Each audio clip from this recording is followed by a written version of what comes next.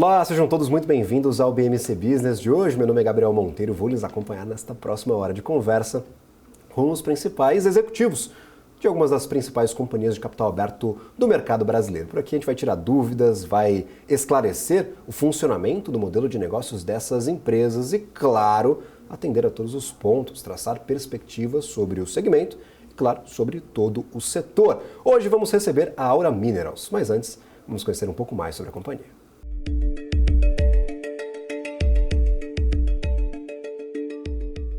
A Aura Minerals é uma mineradora focada na exploração de ouro e cobre. O modelo de negócios principal é a operacionalização de minas já existentes ou a implantação de projetos em áreas com reservas já comprovadas. Os principais projetos da Aura estão todos localizados nas Américas, em países como México, Canadá, Brasil, Honduras e Colômbia. Em 2020, a companhia fez seu IPO no Brasil e desde então é a única mineradora de ouro listada no país.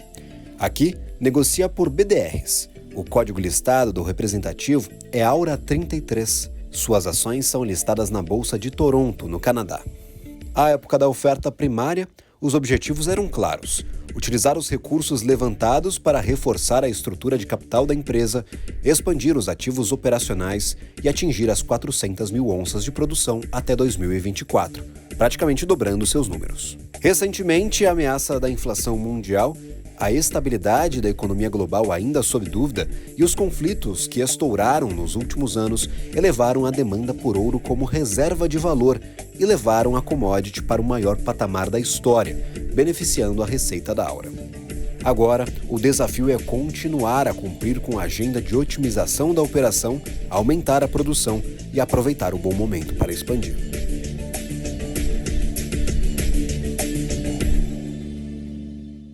E para você que está nos acompanhando, seja bem-vindo à conversa. Você que já assistiu outros episódios do BMC Business já sabe o que vem agora. É o meu pedido sincero. Você, investidor, está com dúvidas sobre a companhia, quer conhecer um pouco mais sobre a empresa que está conversando comigo por aqui ou outra empresa que você esteja monitorando para fazer um investimento, para incluir no seu portfólio de ativos?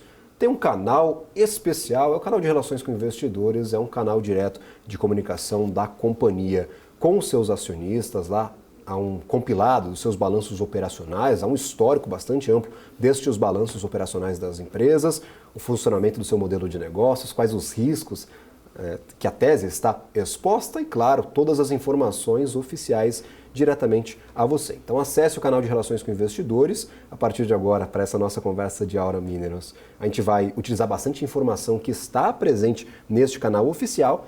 E, claro, para os próximos programas será sempre bem-vindo aí com as suas dúvidas. Pode, inclusive, enviar as perguntas às nossas redes sociais. Farei com prazer aqui aos executivos e aos porta-vozes que estarão presentes conosco. Hoje vamos receber Rodrigo Barbosa, CEO da Aura Minerals, para uma conversa, para tirar essas dúvidas e explicar um pouco sobre o funcionamento da companhia. Muito obrigado pela participação, seja bem-vindo diretamente aí de terras internacionais aqui ao nosso estúdio, aproveitando o tempinho que está presente no Brasil para conversar conosco. Muito obrigado mesmo pela disposição, por atender ao nosso convite. Seja bem-vindo. Muito obrigado, Gabriel. Obrigado pelo convite. É um prazer estar aqui e poder compartilhar um pouco mais com vocês aí sobre como é que está o andamento da empresa e do setor. Perfeito. De forma, acho que bastante geral, a gente fala sobre mineração, é um negócio até tradicional do mercado. Pouca gente tem uma dúvida assim, cabal sobre como é que funciona o negócio de mineração. Mas a gente sabe que há diversos detalhes neste negócio, de acordo com o mineral que está sendo ali minerado, de acordo com o produto que é vendido, de acordo até com o posicionamento dessas plantas, há muitos detalhes a serem explicados. Primeiro, eu queria, de formas gerais, um balanço de como funciona o modelo de negócios de vocês. Acho que é a primeira pergunta de todos os programas que eu faço por aqui: quais as principais linhas de receita da companhia e como vocês se definem neste mercado que tem poucos players aqui no Brasil. Não me lembro de nenhum minerador especializado em ouro no mercado brasileiro. Creio que vocês sejam o primeiro e, claro, como vocês se classificam dentro deste segmento que é tão amplo, mas também bem nichado. Sim, a mineração é uma indústria enorme com vários segmentos diferentes e eles têm alguma similaridade entre eles, mas também muitas diferenças. Mas o modelo de negócio da Aura, depois a gente pode falar um pouquinho de ouro e cobre específico, né? O nosso modelo é implantar e operar projetos de mineração para a produção de ouro ou cobre. Nós não estamos envolvidos no risco de exploração em que você tem que descobrir novas reservas para depois conseguir produzir. A gente prefere pegar reservas já comprovadas, que tenham capacidade de expansão, investimos nos projetos para você poder beneficiar e produzir o ouro ou cobre e depois operamos. Então a gente está no risco associado de implantação e também de operação das nossas minas, e daí que vem a nossa geração de valor.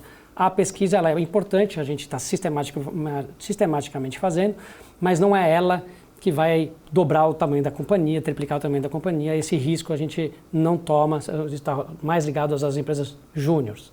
Nós somos de implantação e operação de minas. Perfeito. Inclusive, eu queria até fazer essa distinção, talvez.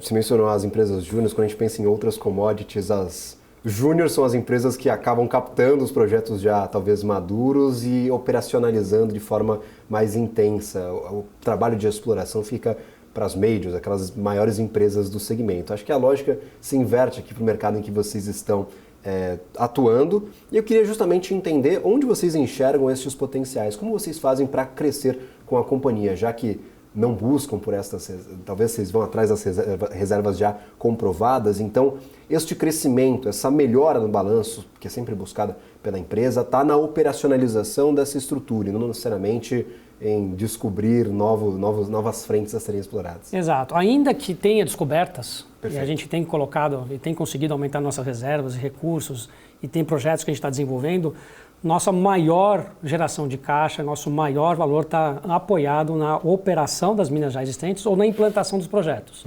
A gente realmente acaba não entrando muito nessa parte de pesquisa mineral. Ela tem, mas nossa estratégia não é somente fundamentada nela. A gente tem 3 campos de geração de valor muito bem delineados na companhia. Então, um é a gente operar bem e implantar os projetos Greenfields que a gente tem no nosso portfólio. Então, eram 3 operações com 3 projetos Greenfields, agora já são 4 operações e 2 projetos Greenfields, um deles já está em produção. 2 é a tal da exploração, a gente aumentar a quantidade de ouro que a gente conhece perto das nossas minas. Não é descobrir uma nova reserva gigantesca, mas você gradualmente está ampliando o conhecimento do ouro que tem perto das minas, porque aí você vai todo ano fazendo um pouco de investimento e vai ampliando o seu conhecimento e vai aumentando suas reservas. Então essa é a segunda parte que a gente vai gerando valor para o nosso acionista. E o terceiro campo é a gente crescer, mudar de múltiplo, crescer através de M&As. Então a gente sabe muito bem como sair das 200 mil onças, que foi quando a gente fez o IPO aqui, já estamos em 235. Esse ano o guidance já está para casa de 250, 270 mil onças. E a gente, implantando os projetos que já tem no nosso portfólio, a gente vai chegar nas 450 mil onças anualizadas. Então isso já está em curso. Só que quando a gente passa das 500 mil, 600 mil, a gente começa a estar entre as grandes empresas. Empresas do nosso tamanho, para o investidor que está nos olhando aqui, a gente é negociado cerca de, hoje, 30%, 40% do valor teórico da companhia. Entendi. Que é que chamam de price per NAV, o preço pelo valor dos ativos. Né? Empresas que estão produzindo 600, 700 mil onças, que é aquém do que a gente tem condições de fazer hoje, já 0,6, 0,7, você dobra de múltiplo se a gente continuar crescendo. Então, vamos crescer com M&As, vamos implantar os projetos dos Greenfields e vamos crescer a quantidade de ouro que a gente conhece. Perfeito, e acho que é até importante a gente até pontuar nessa primeira porção do programa. Os fatores são muito importantes para a empresa. Você mencionava aumento da capacidade de produção. No negócio de ouro, a produção é um dos bens mais fundamentais. Acho que por ser um mercado tão escasso, de poucos players, até de poucas reservas, uma reserva bastante escassa, por isso tanto valor para o ouro, a produção é fundamental. Então, normalmente você cresce a companhia justamente focando na produção. Essa é a leitura que vocês têm do negócio e este é o foco da companhia, aumentar essa produção de ouro. Exato. A gente não tem controle sobre a demanda e a demanda ela é dada. Então, ela está aí. Entendi. O que muda é o preço. É como a gente vende ouro, o que eu gosto de fazer, é como as pessoas vendem ações na bolsa. Né? Então, o máximo que a gente produzir de ouro, a gente vai vender. Não sabemos para que preço. Mas então a gente está sempre operando no limite da capacidade, que não faz sentido você produzir menos e perder aquela venda. Então, todas as mineradoras de ouro, por exemplo, elas vão estar sempre operando no máximo e qualquer perda de eficiência vai acabar prejudicando o resultado, e o contrário também é verdade. Quando a gente consegue aumentar a eficiência, aumentar a produção, reduzir os custos, isso vai direto na nossa veia. Eu brinco para aqueles que estão aprendendo mais aqui sobre mineração de ouro. Nossa área comercial, para comercializar o ouro, é uma tela de computador e um telefone, porque é isso que você precisa para vender ações na bolsa. Entendi. Então, o ouro, uma vez que passou pela certificação, você pode comercializar ele no mercado financeiro. Perfeito. Inclusive, até quero trazer algumas discussões aqui para a mesa em relação à evolução da companhia ao longo do tempo. Na época da IPO, nós tínhamos, claro, alguns planos na mesa para a Aura, inclusive alguns guidances interessantes de crescimento dessa produção. Tivemos, claro, vários percalços no meio do caminho. Eu queria entender se há este guidance já colocado, se mencionava um guidance para este ano, mas há um guidance um pouco mais longo prazo para a empresa, se mencionava, às vezes, até 450 mil onças a serem produzidas em um futuro próximo para a companhia, esse é um objetivo claro que vocês perseguem. Em questão de olhar para frente, descobrir quais esses objetivos da empresa, vocês têm essas datas já delineadas, como tinham no passado, à época do IPO? Sim, está bem delineado, nossa estratégia é bem clara, está em plena execução. Então, lembrando, quem entrou no IPO em 2020, a gente tinha a história muito clara de sair das 200 mil onças e ir para 400. Perfeito. Então, a gente falava que a gente ia crescer implantando o projeto, de novo, crescer também aumentando a quantidade de ouro, as reservas conhecidas e também através de M&A. E tudo isso pagando dividendo, né? Porque foi feita a estratégia apoiada em projetos de rápida reciclagem de capital que não ia consumir muito a capacidade de alavancagem e a geração de caixa era mais do que suficiente para implantar os projetos e pagar os dividendos. Então, lembrar um pouquinho o que ocorreu nos últimos 3 anos. Eram 3 operações e 2 projetos para desenvolver. A gente pagamos dividendos em 2021, 13,5% de dividend yield. 2022, 2023, pagamos mais 6,5% em cada ano em dividendo recompra de ações. E recentemente, inclusive, anunciamos novos dividendos que, calculados nos últimos 12 meses, deu 8,5% de dividend yield. Mas não foi só isso, né? A gente também implantou um projeto novo, Almas, que estava como Greenfield, agora já está operando em plena capacidade. Fizemos uma aquisição do projeto Borborema em 2022, atualizamos o estudo de viabilidade econômica, levantamos capital, começamos a construir esse projeto, enquanto pagávamos os dividendos, e estamos trabalhando também sobre o projeto Matupá. E trimestre passado, fechando com mais de 200 milhões de dólares no caixa e uma alavancagem de 0,7 e caindo aí nos próximos trimestres. Então, a gente tem conseguido, sim, entregar o que a gente tinha prometido, até mais, porque a gente falava em 400 mil onças. Agora, com o projeto Borborema, a gente passa a falar 450 mil onças anualizadas, né? Perfeito. Tivemos, sim, algumas questões operacionais durante o ano passado que acabou impedindo de nós atingirmos o guidance do ano, que não foi bom. A gente entende e reconhece que precisa recuperar a confiança dos nossos acionistas e para isso que a gente tem trabalhado duro e eu acho que o primeiro trimestre mostra que nós estamos na direção correta, já plantando as sementes para que a gente possa ter agora trimestre a trimestre resultados positivos. Perfeito. Olhando para a IPO também, acho que nós tínhamos claras ali algumas diretrizes da companhia. Essa do pagamento de dividendos, da distribuição de proventos, inclusive, chegou a ser uma das empresas do segmento que mais distribuiu proventos no planeta alguns anos atrás. Sim. A gente comparava com os principais benchmarks, ainda mais no mercado de ouro, distribuiu bastante provento aos seus acionistas. Então, essa área continua na companhia. A diretriz também de baixa alavancagem, 0,3 vezes dívida líquida EBITDA para uma empresa de capital tão...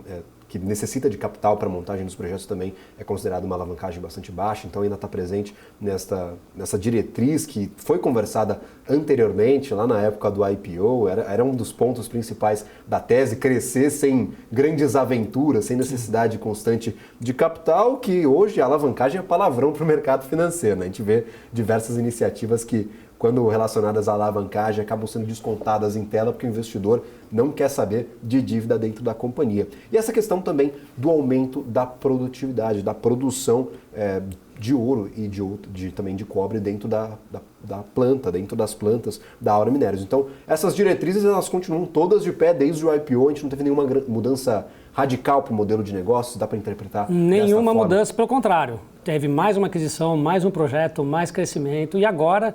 já comprovadamente, a gente mostrando nossa capacidade de implantação de projeto Greenfield. No IPO a gente nunca tinha, a gente tinha mostrado que a gente sabia operar, mostrado que a gente sabia fazer ramp-up de uma mina que estava parada, mas não tínhamos experiência de implantar o projeto Greenfield e Almas está aí implantado, aí, colocando novos benchmarks aí em como se implanta e faz o ramp-up de uma operação. Certíssimo, e aí me vem algumas perguntas, acho que perguntas que estão na cabeça do investidor, afinal... a gente mencionava, a companhia, o que produzir vai vender a mercado. O seu departamento comercial é uma tela de computador, como vender ações na Bolsa de Valores. Então há essa facilidade de escoamento, primeiro, por ser uma commodity bastante líquida, muito demandada no mercado internacional. Então este não é um dos pontos de ataque da companhia, teoricamente, esse potencial de vendas, vender com maior margem, vender a mais clientes. E eu queria já fazer essa pergunta, o que é definitivo, no final das contas, para o teu balanço operacional? É custo? É o nível de produção? Afinal, este crescimento está sendo demandado da companhia desde o seu IPO. Quais são os fatores primordiais que fazem o resultado no final do trimestre vir melhor que o trimestre anterior? A gente conversa muito com varejista, esse potencial de vendas ele é fundamental para o sucesso da companhia no trimestre. Olhando para o outro lado, para vocês, o que é significativo e mais importante para a conquista de um bom resultado? Tem algumas variáveis. A primeira delas, que a gente não controla, é o preço do ouro. Né? Isso vai direto para a receita. Né? Então, isso é muito bom, a gente acompanha, mas não temos controle. O que a gente foca? A gente foca na operação. Né? Então, vamos focar em produzir o máximo possível dentro do menor custo possível. Então, implantar planos e uma cultura de apreço à produtividade, redução dos custos, diligência no controle de todas as variáveis, atenção muito grande com os impactos sociais, impactos ambientais, tudo isso é muito importante para que você, no fim, gere o maior valor que tem para os acionistas e, no fim, também é gerado um valor para os empregados, para as comunidades e para o meio ambiente. É aí que está focada todo o potencial de vocês, toda a força de trabalho em melhorar cada vez mais estes pontos operacionalmente na companhia para avançar, para crescer, para entregar os resultados prometidos. Até que você puxou uma questão que está fora do controle de vocês, o preço da commodity, o preço do ouro e do cobre também, negociado no mercado internacional. Primeiro, a qual valor vocês normalmente acompanham para a cotação dessas commodities? Afinal, o mercado especulativo é muito forte para ouro e para cobre, então o investidor tem na cabeça os valores negociados no mercado especulativo, às vezes até nos contratos futuros. É isso que vocês utilizam normalmente como base para as operações de vocês, só para a gente tirar efetivamente essa dúvida? Muita gente não sabe como acompanhar o que efetivamente vale para a companhia. Por exemplo, eu comparo muito com o mercado de petróleo. Tem um mercado especulativo muito grande e tem aquele mercado físico. As cotações são diferentes, então o investidor fica muito perdido para saber o que efetivamente é importante para a companhia. Qual a cotação que vocês normalmente seguem? O que é importante estar alto para a operação funcionar? E claro, uma pergunta bastante fundamental para a companhia: há um valor que vocês enxergam como valor de estabilidade para a commodity para conseguir manter a operação de pé e assim breakivar a operação de vocês, principalmente com o ouro? Sim. Bom, o preço que a gente opera, preço de ouro é preço de tela. Né? Então é como as ações. Você tem lá na Bolsa de Londres o preço spot de mercado. Você tem o futuro de 3 meses, 6 meses, mas o mais líquido e onde você faz a venda efetiva. A gente é no mercado spot. Né? Então esse é o que a gente trabalha e vende ouro uma vez a cada 2 semanas, ou toda semana, ou às vezes uma vez a cada 3 semanas, depende. Né? Então a gente checa na hora, aperta o botão, está vendido, entrega, a gente nem sabe quem é o comprador final, você entrega lá na distribuição, para a bolsa, e eles vão depois encaminhar para quem comprou. Né? A gente acaba não tendo acesso à informação. No concentrado de cobre é um pouco diferente, aí sim você tem que ter um contrato com uma trading, e ela sim vai negociar, ela vai vender esse concentrado para chineses ou para alguns smelters, mas você já faz um contrato com eles, com todas as condições negociadas, custo de logística, custos de refino, mas não o preço do cobre. O preço do cobre também vai ser sempre negociado ao preço de tela no momento da entrega do produto. É aquela variável ali no contrato. Perfeito. Aí você perguntou sobre o break-even. O preço para break-even. Isso vai variar de empresa para empresa e de mina para mina. Né? A Aura tem minas com características muito diferentes, porém, talvez por uma coincidência, os custos muito similares. Né? Então a gente está girando, o setor trabalha muito com o que se fala em inglês é All-in Sustaining Cash Cost, que é todo custo caixa gerado para você produzir aquela onça, que é os seus custos de operações, mais os custos de capex, investimento que você faz para conseguir produzir aquilo lá todo ano. Esse custo na Aura está na cerca de $1.200, $1.300 por onça. Né? Hoje o mercado está negociando ouro a $2.350. Né? Então você vê que a gente tem ainda uma margem muito interessante e pretendemos poder reduzir esses custos ao longo dos próximos anos à medida que entram projetos de operações que têm características mais favoráveis de custo, comparado com a média que a gente tem hoje. É aquela preocupação que a gente acabou de citar. A preocupação está na redução de custo de exploração, a preocupação está ali na otimização da infraestrutura administrativa da companhia, mais do que talvez no escoamento da produção, na venda direta do ouro aos seus principais clientes. Eu acho interessante também a gente pontuar um fator que surgiu no último balanço operacional da companhia. Os investidores que batem o olho ali nos principais indicadores, está todo mundo acostumado a olhar alguns indicadores para empresas de diversos segmentos. Vai olhar a receita, vai olhar os custos, esse custo para cada onça que o senhor mencionava, inclusive que reduziu no último trimestre, vocês conquistaram uma redução de custos, aumentaram as receitas.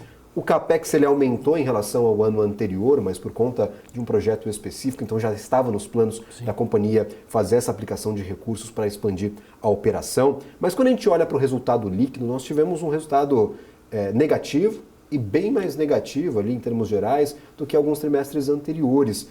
E por conta justamente de uma estrutura de derivativos que estava presente ali no comunicado de vocês a mercado. Eu queria entender primeiro como essa estrutura de derivativos ou essas estruturas de derivativos acabaram penalizando o resultado da companhia, se isso é algo tradicional que vocês já fazem costumeiramente no negócio e por conta de uma ocasionalidade de mercado, que foi a disparada, a explosão do preço do ouro em um curto espaço de tempo. Isso acabou penalizando o balanço operacional.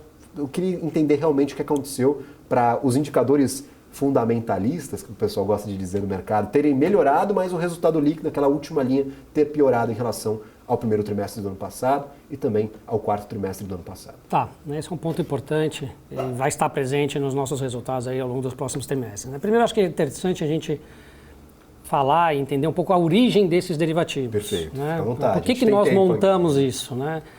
Porque a gente internamente tem um entendimento que nós não conhecemos e não queremos especular sobre o preço do ouro. E normalmente você monta posições de derivativos, às vezes também relacionado a algum tipo de especulação. Então a gente não acha que o preço do ouro vai subir ou vai cair e monta a posição por conta disso. Mas o que a gente faz? Que daí é hedge, que é para segurar o retorno sobre os nossos investimentos, assegurar o retorno dos nossos acionistas, que é quando a gente entra em projetos novos, Greenfield, como foi Almas e como é agora Borborema. A gente sabe que o payback desse projeto é 3 anos com um preço mínimo de ouro a $1.700. Então a gente fala, poxa, vamos pelo menos aqui fazer uma estrutura de derivativos em que a gente garanta que pelo menos, se o ouro desabar por qualquer motivo, o capital do acionista investido e o do empréstimo vão ser retornados. Então a gente monta o payback do projeto a 2 anos, 2 anos de derivativos, 3 anos é 3 anos, para proteger o retorno sobre o investimento. Como que a gente faz esses derivativos? Você tem diversas formas, é um campo assim gigantesco para ser explorado, mas de forma assim, a gente tenta simplificar internamente, para garantirmos um preço mínimo de ouro, você vai entrar no mercado de opções. Você compra puts, a opção de vender ouro a 1.700. Só que essas puts têm um custo. Para não ter que gastar dinheiro para comprar essas puts, a gente vende calls, que é vender a opção de algum comprador de ouro comprar ouro de nós a um preço X. Então, normalmente, e a gente viu isso no mercado estava muito favorável quando a gente fez essas estruturas e garantimos assim, um mínimo de retorno para Almas, e Borborema está no mesmo caminho, deixando o upside, a gente comprou estruturas de puts de $1.700, $1.800, estão garantindo que a gente vai vender ouro àquele preço, e vendemos a opção de alguém comprar ouro de nós a $2.600, $2.500. E o preço hoje está $2.300. Então, o que significa? Entre o preço de 1.700 a 2.500, 2.600, 2.400, depende das calls que a gente fez, mas está nesse range, a gente vai ter todo o benefício ou não da variação do ouro. Para aquele projeto, se o preço for abaixo de 1.700, a gente está garantido. Agora, se o preço do ouro subir acima de 2.400 ou 500, aí para aquele projeto, para aquelas onças, a gente vai deixar de ter o benefício acima desses 2.500 e alguém vai comprar ouro da gente nesse valor. Agora, o que ocorreu no primeiro trimestre? Eu falei assim, não, mas o ouro continua nos 2.300, 2.200, não teve impacto para vocês. E, de fato, não teve impacto nenhum econômico ou da parte de vista de fluxo de caixa. Mas, pelas regras contábeis, nós somos obrigados a marcar o valor dessas opções a mercado. Como houve uma apreciação do preço do ouro, o que significa? Ficou as puts, que estão a 1.700, ficou mais distantes, elas ficam mais baratas, e as calls que a gente vendeu ficam mais caras. E com isso a gente tem uma perda, porque a gente vendeu call, está short em call, elas aumentaram o valor e a gente tem uma perda econômica em relação a essa que ainda não foi traduzida em fluxo de caixa. Essa perda começa a ser traduzida em deixar de ganhar, não é nem uma perda de fluxo de caixa, a partir do ouro de 2.400, 2.500, dependendo de quais as calls, para o projeto específico Borborema por 2 anos. Mas, lembrando, o preço do ouro atual, em 2.300, já está dando para a gente um retorno, uma TIR alavancada de 75% ao ano. Eu ainda tenho espaço para subir um pouquinho e aí eu garanti esse retorno. Até aqueles 2.400, a margem de negociação foi onde bateu e voltou, justamente, o ouro nessas últimas semanas. A gente teve um pico ali, próximo dos 2.400, acho que até a máxima histórica, mais recente, máxima histórica para o ouro. Então, realmente é algo muito atípico. Como eu mencionei, a gente até brincava aqui antes da nossa entrevista, eu ficava assustado, porque eu faço abertura de mercado aqui na BMC News, e o olho era sempre nas principais commodities. Eu olhava minério de ferro, olhava petróleo e olhava o ouro. O ouro estava subindo, assim, durante dias e dias seguidos. Há aquela tensão, claro, da valorização da commodity no mercado internacional por diversos motivos, a atuação de bancos centrais na compra da commodity, há uma demanda de mercado também pela commodity, há essa corrida por mais proteção, o ouro é tido muitas vezes como reserva de valor, então há muitos fatores, há muitas pressões positivas para o preço da commodity que acabaram impactando a negociação nesses últimos meses. Então até 2.400 a gente tem essa margem de segurança por conta da estrutura de derivativos. Este preço que vai aparecer em tela, pelo menos aquele valor na última linha que aparece em tela, você mencionava que não é um efeito direto em caixa, há apenas essa necessidade de marcar a mercado. É isso. Só para a gente traduzir aqui para o investidor. É puramente contábil, Perfeito. Nós temos que marcar a mercado pelas regras, mas ela não foi refletida em perda financeira. E não será refletida em perda financeira. A gente vai deixar de ganhar a partir de 2.400, 2.500 do preço de ouro para o projeto Borborema e agora o final já no projeto Almas. Perfeito. E é uma preocupação constante de vocês, porque, pelo menos para montar esse tipo de estrutura de derivativos, com o valor necessário para financiar os projetos, não há, pelo menos na cabeça do investidor, a formação de um perfil de uma empresa que seja uma trading de ouro. Vocês não ficam negociando ouro a todo momento, é claro, é o principal negócio de vocês, mas essa precificação constante da commodity é uma tarefa diária, cotidiana para vocês? Ou o negócio central da Aura é fazer a exploração, otimizar custos, otimizar os projetos e vender a preço de mercado que está negociando o ouro? Essa é uma preocupação constante, porque tem algumas trades que vivem da especulação, da negociação da commodity no mercado especulativo. Então, como é que funciona essas prioridades dentro da companhia? Reforço assim, nós não especulamos sobre o preço do ouro. Então, nós não temos mesa para ficar operando, acho que vai subir, compra, acho que vai cair, vende, faz estruturas para cá, para lá. A estrutura de hedge que a gente fez, garantir o retorno dos investimentos para os nossos acionistas, né, que a gente faz. Então, a gente produziu, embarcou, vende no preço que tiver no dia e pronto. Né? A gente procura não ter uma arbitragem, eu acho que o preço vai subir. Até tem uma brincadeira interna que a gente discute internamente, porque são frutos de diversas discussões. Não, mas vamos esperar, o preço do ouro vai subir, então guarda um pouco em estoque, daí a gente vende no mês que vem. Ou não, então já vamos fazer alguma venda adiantada, porque vai cair o preço. Eu falei, gente, se a gente entender de preço de ouro, fecha as minas e vamos abrir uma mesa de derivativos. Né? Nosso foco é operar as minas da forma mais eficiente possível, aumentando as receitas, aumentando a produção e reduzindo os custos. Perfeito. E esse cuidado, acho até um cuidado muito interessante, principalmente para o segmento, de crescer de forma até às vezes inorgânica, sem a necessidade da alavancagem. Eu acredito que seja uma tarefa bastante difícil para vocês, porque é uma tarefa difícil no mercado. Costumeiramente se vê a necessidade de uma aquisição atrelada à necessidade de uma alavancagem financeira, você buscar recursos a mercado. Então, como vocês estruturaram o negócio para continuar crescendo sem a necessidade de se alavancar, como eu mencionava, 0,7 vezes dívida líquida EBITDA, é uma alavancagem muito baixa em relação a outros players, em relação a outros setores do mercado. Então, como vocês financiam este crescimento dentro da Aura com o CAPEX que ele cresceu do ano passado para este? Vocês estão investindo em crescimento até orgânico com os próprios projetos? Eu queria entender um pouco quais as preocupações para a estruturação dessa operação e o financiamento do crescimento da companhia. Eu acho que reúne uma série de variáveis que levaram a gente a conseguir crescer com dividendos. Vou pegar um pouco de água aqui. Fica à vontade, por favor. Cheguei de viagem hoje, tá? Não, o pessoal também judia aqui no ar-condicionado. Tá duro, viu? Garganta seca. Quem for aqui a próxima vez, traz o casaco. Dizem que estratégia de entrevista é deixar o entrevistado desconfortável. Já ouviu essa história? Então, não é nada do que está acontecendo aqui. A gente briga constantemente. Os apresentadores também sofrem na mão deste ar-condicionado, viu, Rodrigo? Não, tá ótimo, legal. Então, o que a gente fez foi uma combinação de ter projetos que estão gerando caixa, que a gente já tinha investido, já estavam operando de forma ótima, né? Inclusive restartando uma mina, Aras Azul, que estava parada em 2017, com projetos que a gente colocou no nosso portfólio de simples execução, altos retornos e rápido payback, né? A gente tem uma preocupação muito grande em reciclar rápido o capital. Você fazer um investimento, maturar ele e já começar a gerar caixa. Né? Não entrar em projetos que vai levar 5, 6, 7, 8 anos até começar a gerar caixa. Então, a gente focou em são projetos menores, mas de simples execução, retornos grandes e um payback rápido. Então, quando você sequencia esses projetos, somados à nossa geração de caixa das operações, a gente consegue estar usando os caixas das operações para financiar o crescimento de um projeto. Quando ele entrou, Almas já está em operação, agora começamos a construir Borborema. Quando o Borborema entrar em operação, a gente já vai estar construindo Matupá e, quem sabe, até já algum outro M&A aí que a gente pretende fazer.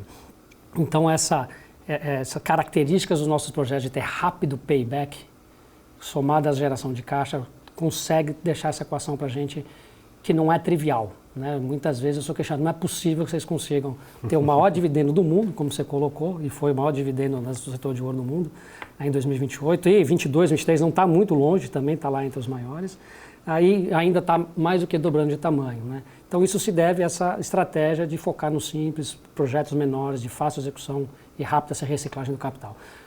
Vai durar isso para sempre? Não, acho que à medida que a gente crescer, os projetos vão ficar um pouco maiores, com uma maturação um pouco mais longa, mas a gente ainda tem um caminho muito grande para chegar lá, né? 450 mil onças são projetos internos para a gente chegar, estamos saindo de 230 no ano passado, pretendemos chegar a 600, 700 e é possível crescer até 600, 700 através desses projetos mais simples. E depois talvez a gente tenha que trazer projetos um pouco maiores, com retorno um pouco menores, mas com VPLs maiores, né? Perfeito, até uma contradição, mas é a contradição das boas. Crescer devagar, mas crescer rápido. Então, você cresce devagar em termos ali de quantidade de projetos que você administra ao mesmo tempo, no tamanho, no escopo destes projetos, mas projetos que têm essa maturação mais acelerada, este payback mais curto. Então, uma estratégia montada pela companhia desde a sua concepção, desde a sua montagem, até desde o IPO, a gente já viu isso sendo aplicado ao longo dos anos e que vai perdurar até essa estratégia ser execuível, ser permissível no mercado brasileiro e internacional, porque vocês estão posicionados em diversos países do mundo. Eu tenho algumas dúvidas sobre mercado de ouro, mercado de cobre, demanda, novos projetos, perspectivas para a companhia. Eu vou a um rápido intervalo comercial. Você que nos acompanha, continue acompanhando esta conversa com a Aura Minerals. Daqui a pouquinho, depois de 2 minutos, de um rápido intervalo comercial, estaremos de volta por aqui no BMC Business.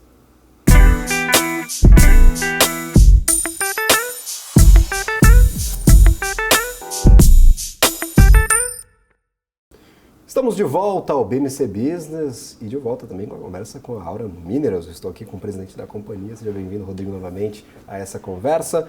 Angariei algumas perguntas com analistas aí espalhados pelo mercado brasileiro, aqueles que acompanham com bastante proximidade as operações da Aura. Eu vou trazer algumas aí ao longo da conversa. Nós conversávamos sobre os novos projetos da empresa, esse ciclo de investimentos e a estratégia de investimento gradual da companhia. E é justamente sobre este assunto que o Lucas Lag, da XP, me envia uma questão. Ele fala sobre diferenciais promovidos pela Aura no seu modelo de negócios que fazem capturar bons retornos nos seus investimentos. Inclusive cita os projetos de Borborema e também de Matupá. E aí ele faz uma pergunta para nós explicarmos em que estágio estes projetos estão.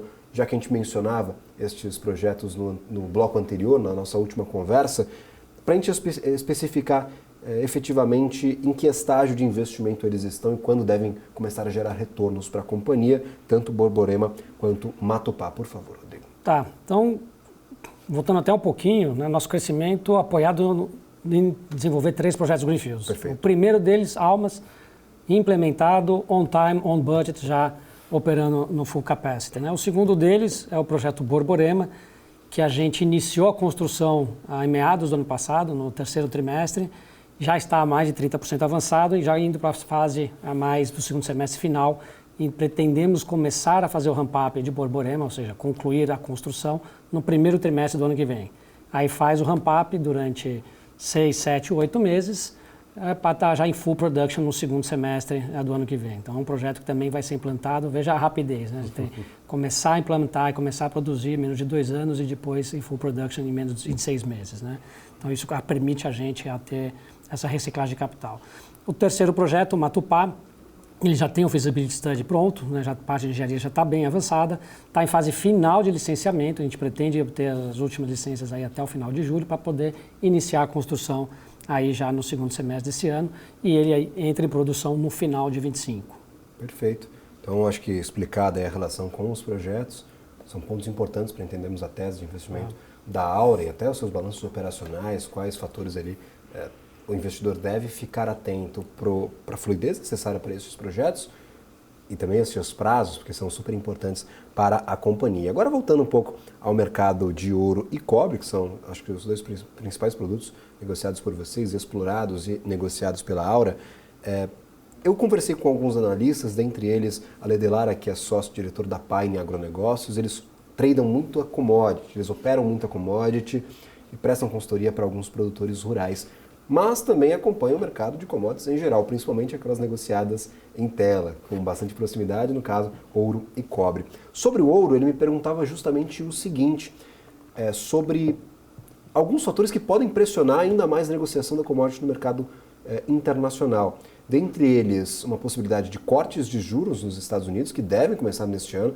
A gente ainda não sabe se serão 2 ou apenas um corte, mas se imagina um corte de juros nos Estados Unidos neste ano. E também o início do ciclo de cortes na Europa. Nós tivemos o primeiro corte para a zona do euro, teremos o primeiro corte, talvez na próxima reunião, para o Banco Central da Inglaterra, no Reino Unido, um corte de 25 pontos base. Então as maiores economias estão começando a reduzir as suas taxas de juros. A gente sabe que o juro é super importante para a negociação de ouro no mercado internacional. Isso é uma relação histórica entre juro, principalmente o juro americano, e a negociação do ouro no mercado internacional. Como vocês veem estes dois fatores, tanto a demanda, que está bastante aquecida para commodity, mas principalmente o início de ciclo de cortes nas principais economias do mundo? A gente pode ver mais um rally do ouro vindo por aí? Gabriel, acho que tem movimentos estruturais ocorrendo no mundo, né? Neste momento que a gente está conversando, tem vários movimentos que estão mudando muito a dinâmica de precificação de ouro, né? Então, você parar para pensar que hoje o ouro está na máxima, perto da máxima, com os juros americanos também elevado, isso era algo incompreensível alguns anos atrás, porque os juros americanos pagam juros, né? E o ouro não paga juros. Então, quando você tem um fortalecimento, um aumento da taxa de juros americana, a grande moeda, o dólar, o pessoal migra para o Porto Seguro e que ainda paga juros. O ouro não, e daí ele perde relevância. Agora, não é o que está acontecendo agora, né? O ouro está acima de 2.300, já bateu 2.400, já está em níveis elevados, mesmo com a taxa de juros real americana elevada. E por que está acontecendo isso? Acho que tem talvez já uma expectativa de que vai começar a reduzir os juros, mas isso ainda não está muito certo, né, no precificado no mercado americano. Mas você tem componentes importantes geopolíticos e também de estratégia de alocação de capital dos países que estão mudando.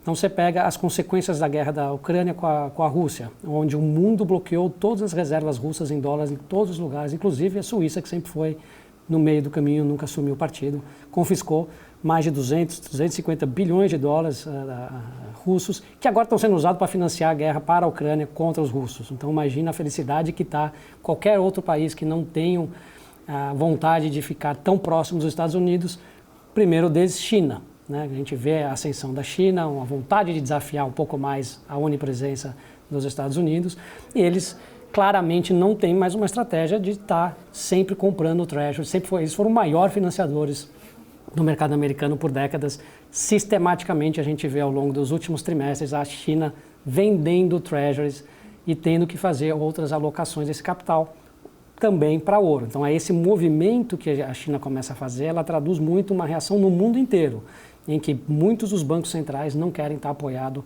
somente no dólar. Mas não é só isso, né? Eu acho que isso aí está ocorrendo combinado com uma com a política fiscal dos países desenvolvidos e também dos Estados Unidos mais leniente com altos déficits, mesmo em momentos de altíssimo endividamento. Então, os Estados Unidos está aí batendo seu recorde de endividamento, 120% do PIB, maior desde a Segunda Guerra Mundial, com seus maiores déficits fiscais, tendo que ligar a impressora. Nós no Brasil, pelo menos eu, vivi na década de 80, o que acontece quando um país liga a impressora, a inflação vem e você perde, o dinheiro perde valor. Então, existe uma discussão que está já colocada no mundo em que muitas das moedas devem perder valor. Recentemente, teve um research, foi do Bank of America, que falava: o Fed cannot print gold. Então, os bancos centrais estão imprimindo moeda, quando você tem um excesso de qualquer objeto, ele começa a perder valor, e aí os ativos reais, que são mais escassos, começam a ter uma valorização. Então, o ouro estar se apreciando também pode ser já uma desvalorização do dólar. Ainda que o dólar esteja se valorizando em relação às outras moedas, porque os outros estão ainda pior. Mas está ocorrendo uma realocação de capital no mundo muito importante e que eu acho que todos os investidores têm que acompanhar de perto, porque se isto for um movimento, como eu imagino que é estratégico, que vai durar décadas, vai alinhar o que vai acontecer nos próximos anos. E esse movimento de compra de ouro pode se acentuar a valorização de ativos reais, real estate, pode acontecer, commodities, tudo que for escasso, que tem espaços comprometidos, vai valorizar. E as moedas em geral, que o americano chama de fiat currency, vão perder valor. Eu acho que isso já está acontecendo. Perfeito. Inclusive, a gente tem essas duas teses possíveis a serem aplicadas, os efeitos de curtíssimo prazo, talvez esses cortes de juros fazendo pressão sobre a commodity, mas uma questão mais geral, se imagina hoje os principais bancos centrais talvez um pouco mais preocupados com a economia mundial na próxima década. Sim. Por isso estão buscando talvez reservas de valor um pouco mais seguras do que apenas os títulos norte-americanos. Então essa mudança de estratégia talvez ela coloque o ouro num patamar de estabilização acima daqueles patamares que nós vivíamos há alguns anos atrás. A gente lembra que o ouro bateu agora $2.300, $2.400 e se fala em mais valorização para a commodity. A gente nunca viu a commodity negociando a estes valores. Se acredita mais, talvez, numa reorganização da economia mundial, nessas estratégias dos bancos centrais, lembrando, os principais compradores da commodity recentemente foram, principalmente, os bancos centrais. A própria Rússia, antes da sua empreitada, no início da guerra, fez bastante, montou bastante posição em ouro, talvez para se preparar e se posicionar para estas sanções que foram aplicadas. Então, há um quesito também de reorganização que pode deixar o ouro em um alto patamar, um patamar mais alto, por mais tempo. Vocês acreditam, talvez, nesse conforto maior do ouro próximo destes patamares de $2.000, $2.100, $2.300? Eu acho que o nível do ouro, dando disclaimer, que assim, ele vai variar no curto prazo, mas as condições que levam ao ouro se apreciar mais, eu acho que estão aí presentes. Esse movimento de saída da China, do dólar, procurando as alternativas. Embora eles declararam no último mês que o Banco Central parou de comprar, mas a gente nunca sabe se isso está verdade ou se vai retomar, mas o fato é que eles não querem mais ficar sempre muito apoiados no dólar, então esse movimento vai acontecer e aí são reservas enormes que vão ter que ser realocadas. Mas essa falta de consciência na política fiscal dos países, principalmente desenvolvidos, que gostaram do déficit, gostaram de gastar. Se a gente achar que não vai ter uma reversão muito rápida desses déficits fiscais tão astronômicos, os Estados Unidos chegando a $2 trilhões, valores oficiais, os jornalistas já falam de $3 trilhões de déficit fiscal que tem que ser recolocado moeda para cumprir.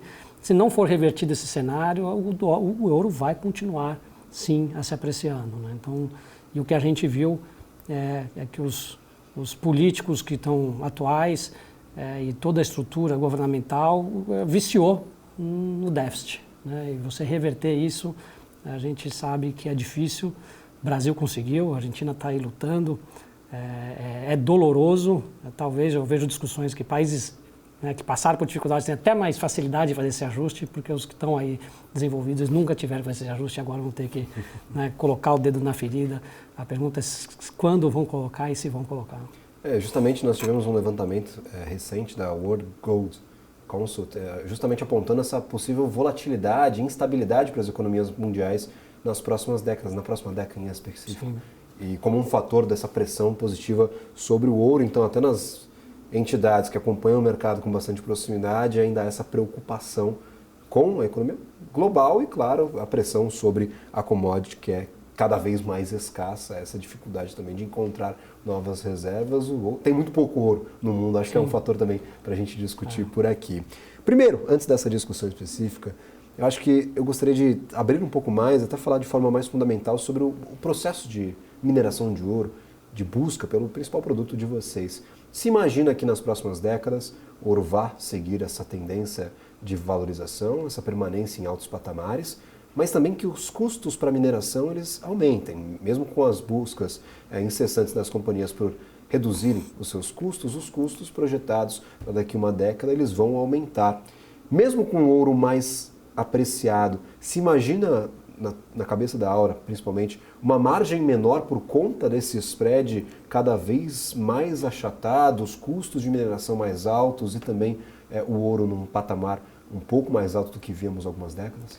Eu acho que para as empresas que têm juízo, a gente vai ver uma manutenção ou até incremento das margens, né? Porque o ouro, em mineração de ouro, é privilegiado em ambientes inflacionários.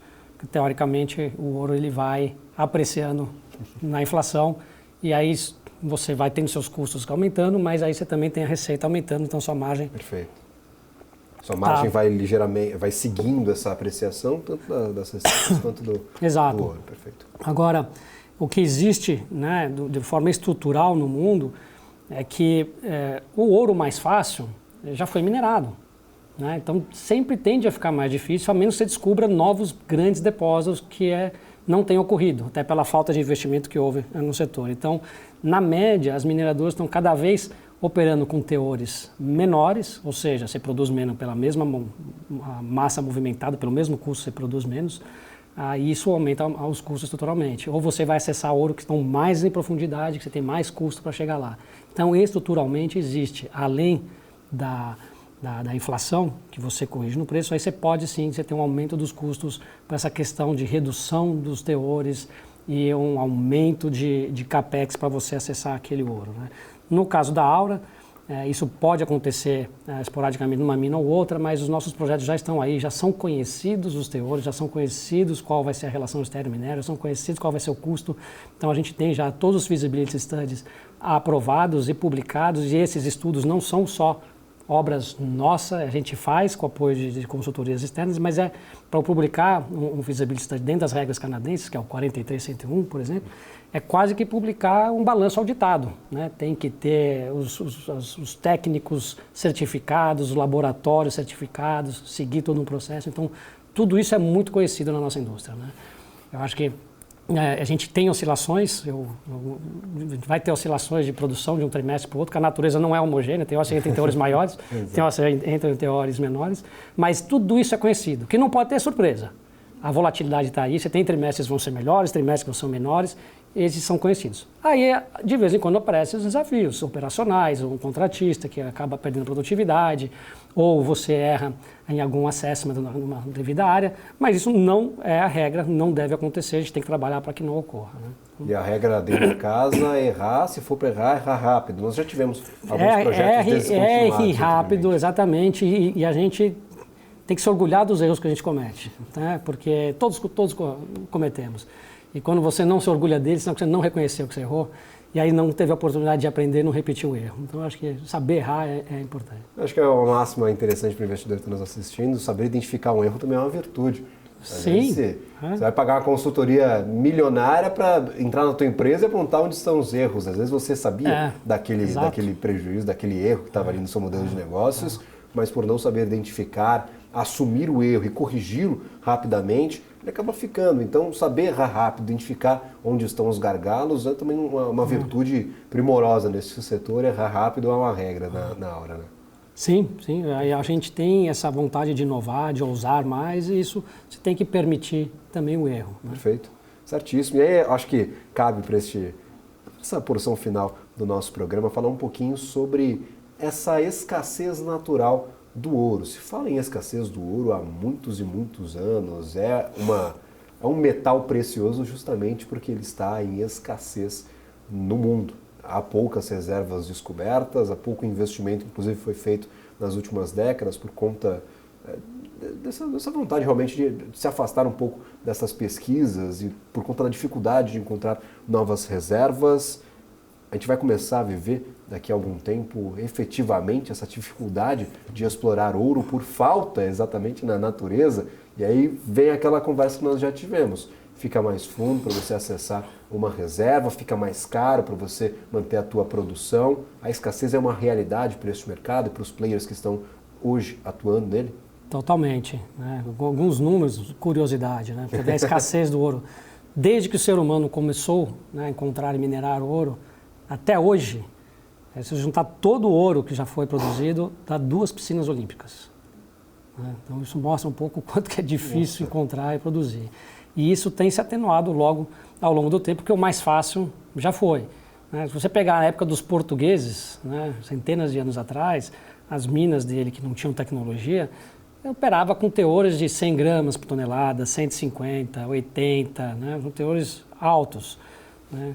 Pegar 20 anos atrás, teores eram de 8 gramas por tonelada, 6 gramas por tonelada. Hoje a gente está operando 1,5 grama de ouro por tonelada e você move mais 4 toneladas de estéreo, na média, dependendo da mina. Então você move 5 toneladas de material para 1 grama de ouro. Então é muito importante que você faça isso de forma eficiente e é por isso que, voltando ao que a gente conversou aqui um pouco no começo, assim, essa obsessão por produtividade, redução de custo, ela é muito importante porque exige, né, essa decrescência, né, está decrescendo o teor de ouro, ele obriga você a ser mais efetivo nos seus custos e poder aí produzir mais aí com menos. Então, e a indústria passou, né, tem passado pelo menos os últimos 10, 15 anos com escassez de investimentos, escassez de capital para novas descobertas.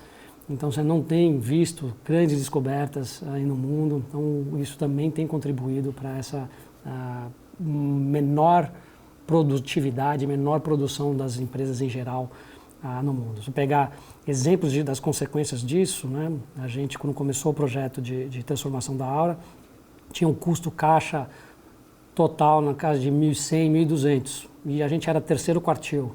A gente tinha o objetivo de decrescer. Mas aí veio a pandemia, todas as complicações, a inflação e acabou vindo a um pouco de aumento de custo, mas a média do setor saiu de 1.000, 1.100, já está em 1.300, 1.350 e agora a gente já é segundo quartil.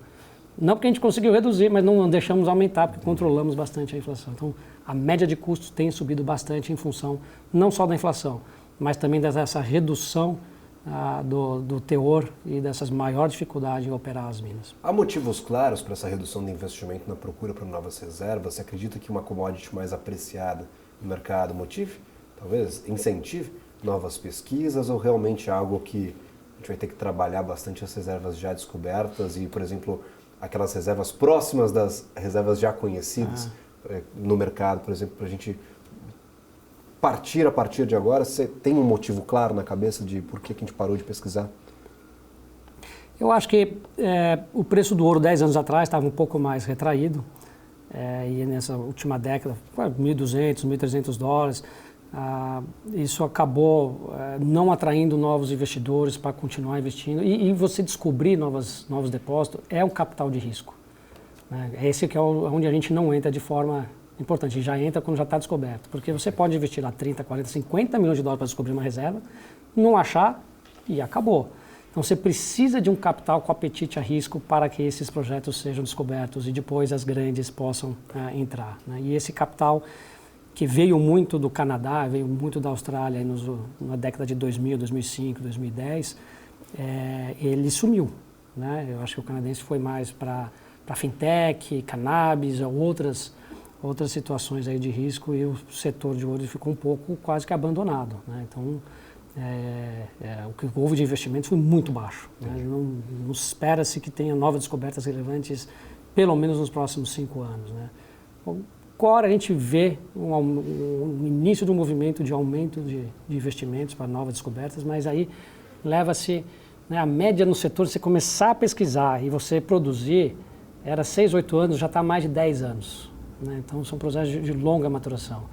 E junto com tudo isso veio a parte de maior regulação do setor, maior regulação ambiental, licenciamento, tudo isso que acaba trazendo aí para o setor essa menor velocidade para poder se avançar. Perfeito. O pessoal vai ter que começar a procurar navio pirata